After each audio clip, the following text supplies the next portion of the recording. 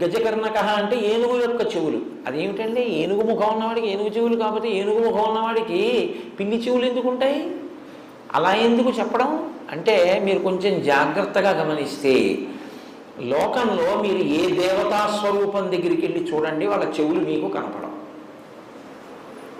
ఎందుకు కనపడవో తెలుసా? మొసలి పిల్లల్లో ఉంటాయి, అందుకే మకర కుండలాలు అంటారు వాటిని.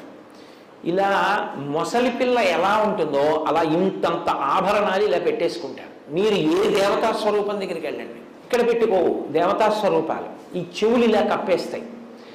కప్పేస్తే మీరు చూడండి, మీరు వచ్చి ఏదో మాట్లాడుతున్నారనుకోండి, నేను ఇలా పెట్టుకుని ఉన్నాను అనుకోండి, పెట్టుకుని ఉంటే మీరు ఏమంటారు? వింటున్నాడో వింటలేదో, ఏమిటో అలా ఉన్నాడు, మరి చెవులోకి వెళ్ళిందో లేదో నేను చెప్పింది అది. ఏ దేవతా స్వరూపం దగ్గరికి వెళ్ళినా మీకు అనుమానం ఉంటుంది.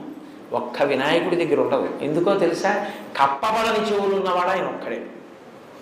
ఏనుగు ముఖం ఉన్నవాడు